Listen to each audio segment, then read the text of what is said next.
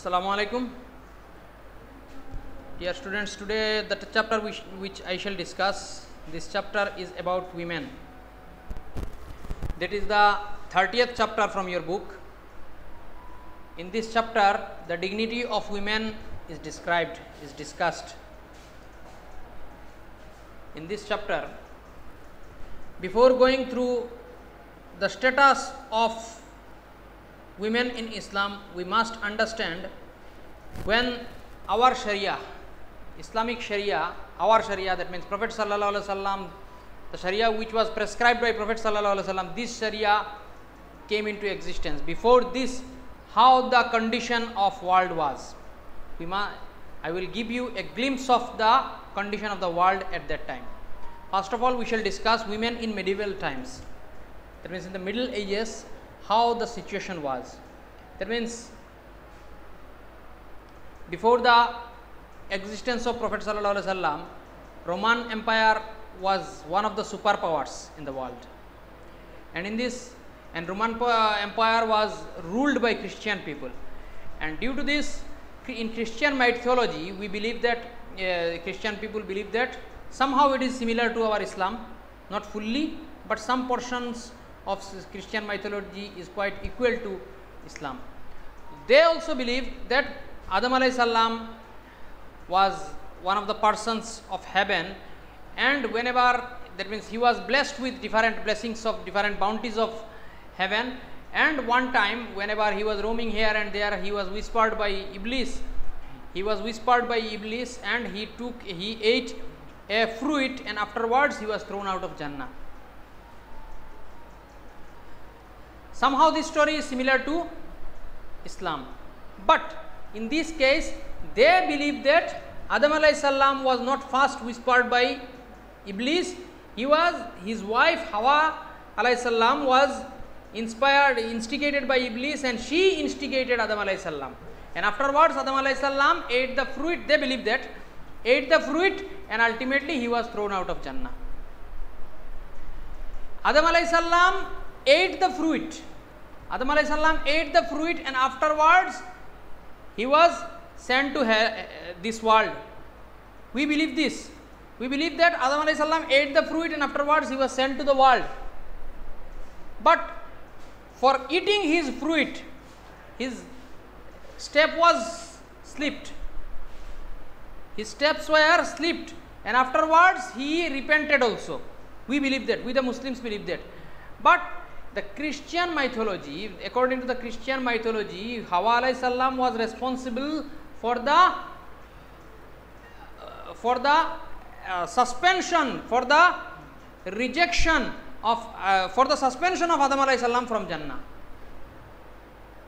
Hawa alayhi salam was responsible. Christian people believe that, and that is why the whole women community, as Hawa alayhi salam, they believe that Hawa alayhi salam, she instigated Adam alayhi salam. That is why the whole women community was earlier in medieval time, women community was so held responsible for Adam alayhi salam's coming out of Jannah. That is why women were not respected properly in Christian areas in Roman Empire.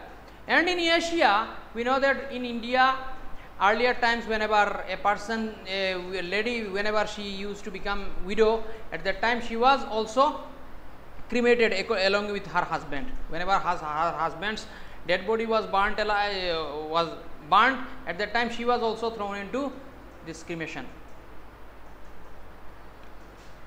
This was happening in India. And before the existence of Ishwar Chandra Vidyasagar, the women were not allowed to read. Women were not allowed to. The widows were not allowed to remarry. The widows were not allowed to remarry even. Ishwar Chandra Vidyasagar changed the situation. He fought against the social evil. He fought against social customs, different customs, and situation somehow was changed. And women in Arabia, the condition of Saudi Arabian women was also very dangerous. They were, that means afterwards, whenever a lady became widow, her stepson also used to capture her as his wife. For example, if any woman's husband passed away, she was taken by her stepson as his wife. This situation was available in Saudi Arabia, and moreover, some community, people of some community used to bury their girl children alive. This was the situation, and whenever Islam came, how the situation changed, this will be discussed today. In Quran defines women's role very nicely. That means directly Quran forbade the Muslims to kill their girl children. It is completely not allowed in Islam, and Quran directly instructed the people to give the right of her father's property. Earlier times, before the existence of Islam, very less number of women had the opportunity to hold the rights of her father property, of their father's property. But Islam, whenever Islam arrived, at that time Islam gave the whole right to hold. That means each and every woman has some amount of will get some amount of property from her father's property. Okay, equal rights were provided, and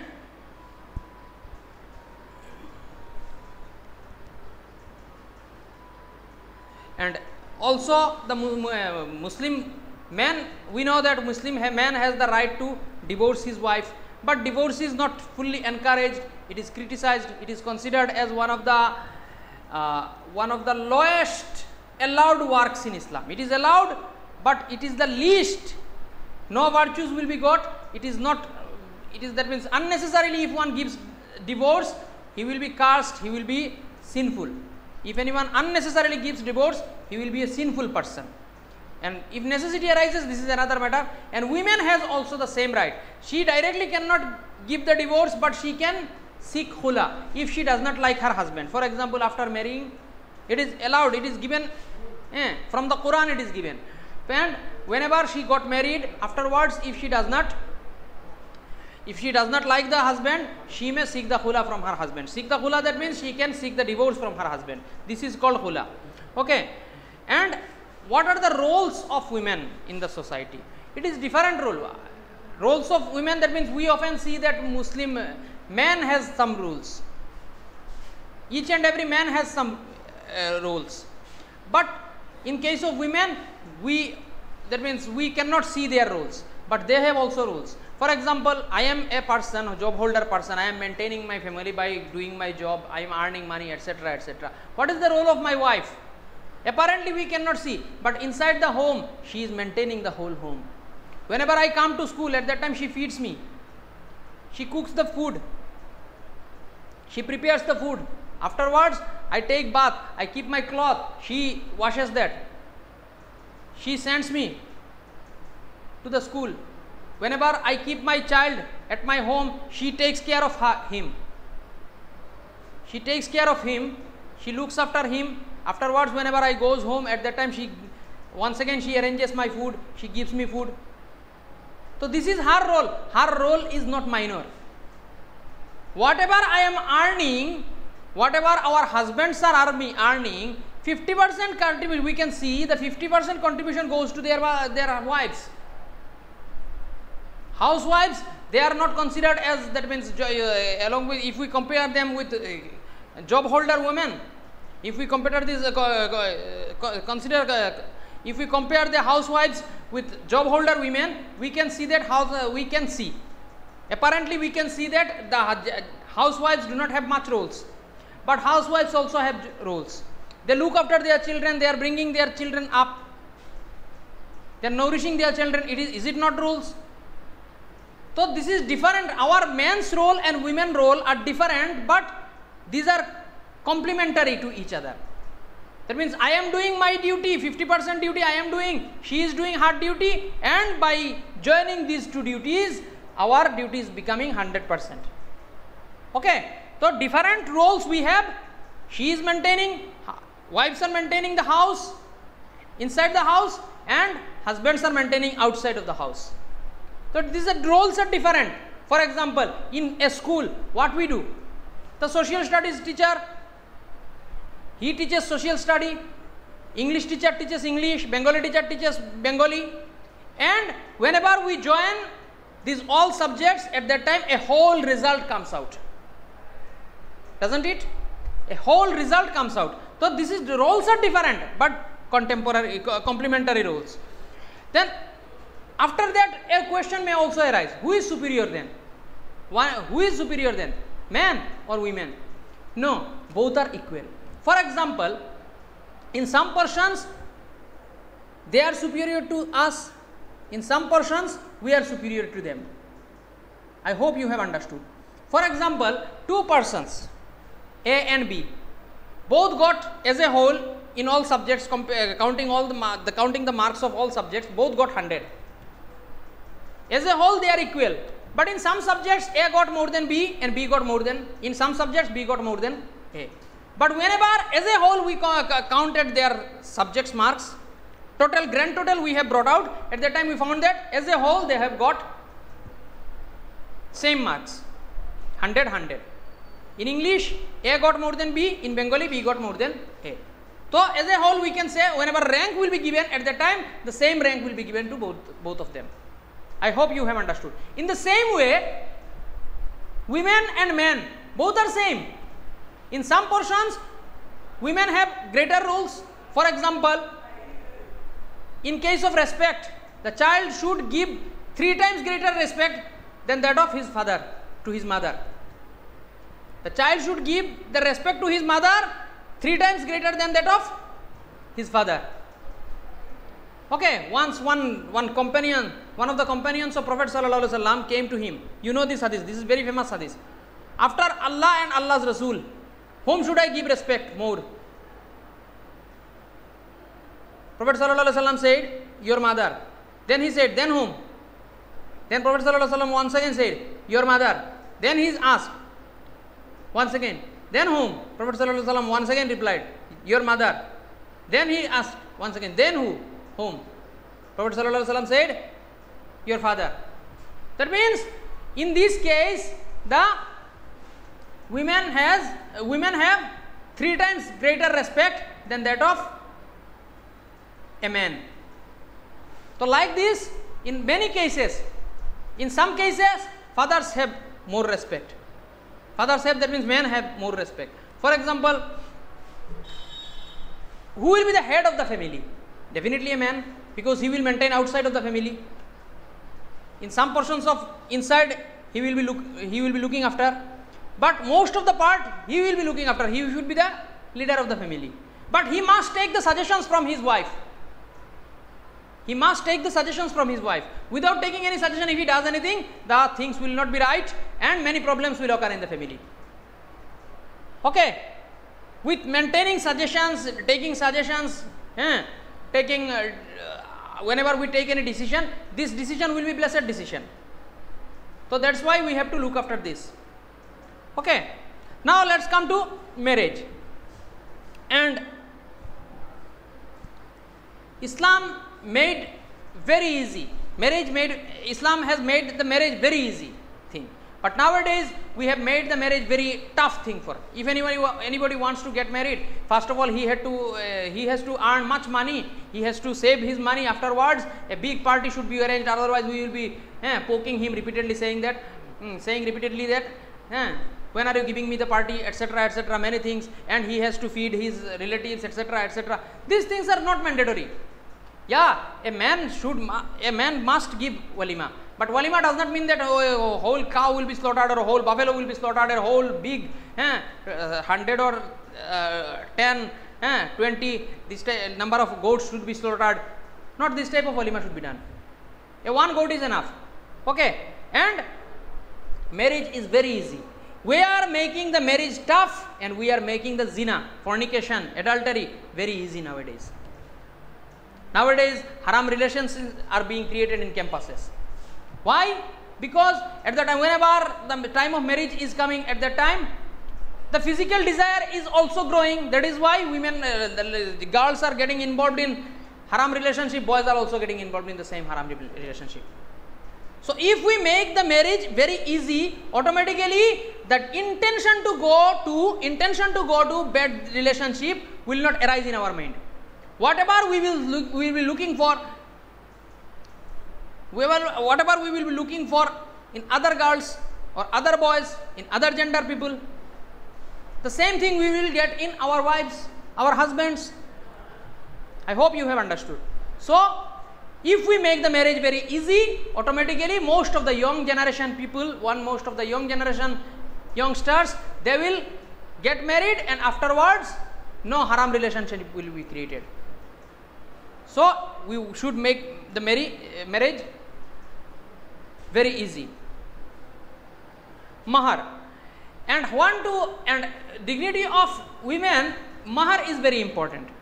Nowadays, one very bad custom is available in our society. If a person X, for example, if he wants his daughter to marry any boy, this boy's father, boy's relatives will seek some dowry. In our locality, this custom is available, but in another form. Directly, they will not seek anything. But if any furniture or any good things, any costly thing does not go from the wife's, the girl's family, she will not be considered as a good wife, and her father will not be considered as a good father, because he did not give anything to his daughter. But is it allowed? No. Nowadays, we directly we do not seek. We do not seek anything. Indirectly we seek. Indirectly we seek many things. Directly we cannot say that my son is this much educated, you must, whenever your daughter will come to my home, at that time, during the time of marriage, you should give me car, you should give me bike. Directly we will not say that. Directly we will not say that, but we have made a custom so that daughter's father, he becomes compelled to give these things. This custom should be invalid. This custom should be banished from the society. Okay. In Islamic custom, the boy should give to his wife. Boy should give an amount, whatever it may be. Maybe it is 400 dirham, maybe it is 2 lakhs rupees, maybe it is 5 lakh rupees, maybe it is 10 lakhs rupees, maybe it is 10 rupees, maybe it is a verse of Quran even. If he lets her memorize a verse of Quran and she gets satisfied with this, then his and if it is, that means if it is decided that he will let her memorize a Quranic verse, and if this Quranic verse will be considered as a mahar, then it can be also valid. One of the companions of Prophet sallallahu alaihi wasallam, he once came to Prophet sallallahu alaihi wasallam and he wanted to marry, but he did not have any amount. He was very poor. Prophet sallallahu alaihi wasallam's companions, most of the companions were very poor. He was also very poor, and he came to Prophet sallallahu alaihi wasallam. He did not have any money, any amount of money to give his wife, amount of mahar to give his wife. And Prophet sallallahu alaihi wasallam asked him to let her memorize a Quranic verse. And this teaching, this Quranic verse teaching, was considered as a mahar. This is also allowed in Islam. How much easy it was made. The marriage system was made how much easy, just imagine. He did not have a single amount of money. He did not have a single dirham even. Still, his marriage took place. How? Prophet sallallahu alaihi wasallam made it easy. How? Prophet sallallahu alaihi wasallam asked him to let her memorize a Quranic verse. Was enough. Finished. Okay. But in our country, in our society, what we are doing? Husband is not being made compelled to pay.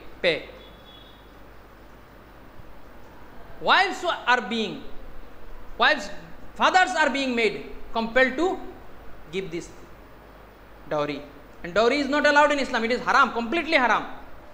Now, how should a husband treat his wife?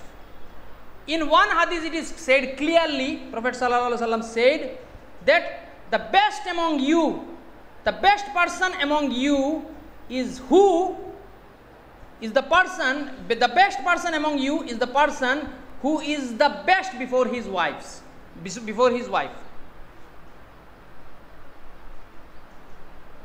That means, if I am good for my wife, I am the best. I am a good person for Allah also. If I am bad for my wife, I am the bad person for Allah also. Understood? If you want to make a good person before the eyes of Allah subhanahu wa ta'ala, we must have to be a good person for my wife. That means, how can I become a good person for my wife? I have to behave nicely with her. If anyone does not behave, sometimes very roughly. Some people in our Muslim society also this is very much available. Some people are there who behave very roughly with their wives. It is not allowed. It is not allowed. We should behave very nicely with them. If we behave nicely, ultimately we will become good person for them, and ultimately we will become, as a result, we will become good person for Allah also. Okay. And another complaint against Islam also comes, that is in the name of polygamy. Why polygamy is allowed in Islam? Why the Muslim men remarry? Remarry in Quran it is said that if you have more than one wife, and you cannot, if you want to marry more than one wife, after your marriage, if you want to marry one another girl, and if you cannot maintain the justice between your all wives, you marry only one. If you cannot maintain the justice among all the wives, you only marry one girl. It is not said often. It is not said. We only see the Muslims are remarrying. One Muslim man has 4 wives, 5 wives, 3 wives. More than 4 is not allowed. 3 wives, 4 wives. This we can see. But we cannot see this verse where it is said that if you cannot maintain the justice among all your wives, you marry only one. It is not said. We can marry, we can remarry, we can go for polygamy only in some conditions. When, for example, a person's wife becomes sick, she cannot give the birth of his child. For getting child, he can marry another girl. Sometimes it happens. Once again I am saying, if a person's wife is very much sick, she cannot give the birth of his child, he can go for another marriage because he needs child also. Secondly, if a person's wife is very much sick and no one is there to look after her, he can marry another girl for looking after his first wife. It is allowed. Another one, for example, war takes place. Sometimes war takes place between 2 countries, and the countries, Muslim countries, where many men were killed, their wives became widow. Then what will happen to them? This widow. All the men are, for example, all the men are married. Then for giving them shelter, a person can marry widow lady, because they need also shelter. They have some physical urge also.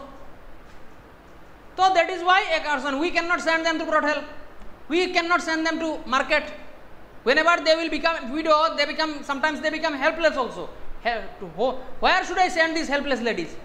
We can arrange their remarry. A person can remarry, keep 2 wives in this way. Okay, in these conditions a person can remarry.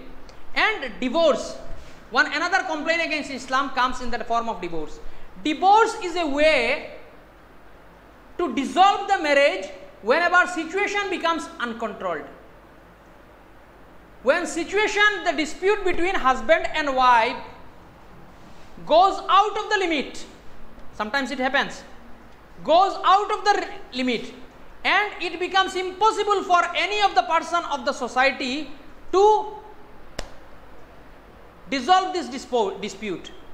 At that time, divorce may take place. But before directly giving divorce, some conditions are also there. We can go for trial, 3 months, 6 months, we can go for trial. Okay, society may sit together to dissolving this dispute. The husband and wife should try their level best to solve all their problems. If the problems cannot be solved, then divorce is the last option. Because sometimes it happens, the husbands and wives, divorce is not taken place.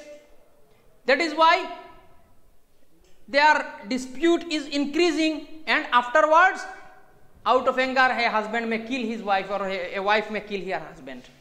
It may also happen. So as a result, ultimately as the divorce did not take place, bigger dispute coming out. For solving this bigger dispute, divorce is the best way. But divorce is the least allowed work in Islam. That means Prophet sallallahu alaihi wasallam, or we can say the most disliked allowed work.